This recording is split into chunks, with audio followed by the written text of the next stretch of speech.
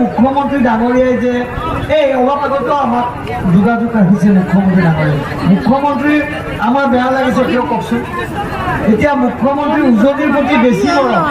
আমাৰ কাষতে মুখ্যমন্ত্ৰীৰ সমষ্টি। এতিয়া যদি আমি কেতিয়াবা আমি কমলপুৰৰ কথা কওঁ, ৰঙিয়াৰ কথা কওঁ, মুখ্যমন্ত্ৰী বেছি নামাতে। যদি কিবা কাৰণত যোৰহাটৰ কথা কওঁ, এনেকৈ কয় কি কি কি বুলি কয়। সঁচা, এইটো সঁচা কথা, মিছা নহয়। আৰু স্বাধীনতাৰ পিছত কোন মুখ্যমন্ত্ৰী এনেকে কাৰ্যকৰ্তাৰ লগত আছিল কওক? ইয়াতে তৰুণ গগৈকো পাইছিলোঁ, তৰুণ গগৈ আমিও পাইছিলোঁ। মইতো তৰুণ গগৈৰ লগতে আছিলোঁ, জাহানদা আমি আছিলোঁ একেলগে। দিনত 20জন মানুহ লগ কৰিছিলোঁ। বিপুল গগৈ যাক দিয়ে সেইখিনিয়ে লগ। সকলোৱে জানে যিধৰণে উন্নয়ন হ'ব লাগিছিল তিতাবৰ হ'ল জানো কওক?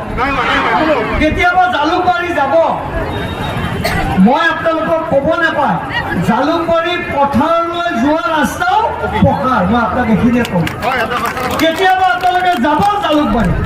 আৰু এতিয়া জালুকবাৰী দাঁতিত আমাৰ কমলপুৰ, জালুকবাৰীৰ কাষত যেতিয়া আমি কমলপুৰ, তিতাবৰতকৈ বেছি 2.5 বছৰত উন্নয়ন হৈছে কমলপুৰ।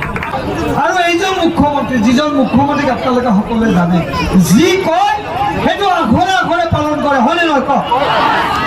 মামা মানে এনে মামা হ'ব নোৱাৰেতো। মামাটো কোনো নিজে কৰা শব্দ নহয়, ৰাইজে ভাল পাই মামাক কৰিছে। যেনেকে কেন্দ্ৰত প্ৰধানমন্ত্ৰীক ভোট ভাল পায়, ইয়াত আপোনালোকৰ মুখ্যমন্ত্ৰী আমাৰ সকলোৰে মামাক ভাল পায়। আজি মামাই বা আমাৰ মুখ্যমন্ত্ৰী যি ধৰণে তিতাবৰক এখন নতুন তিতাবৰ দিবলৈ গৈ আছে।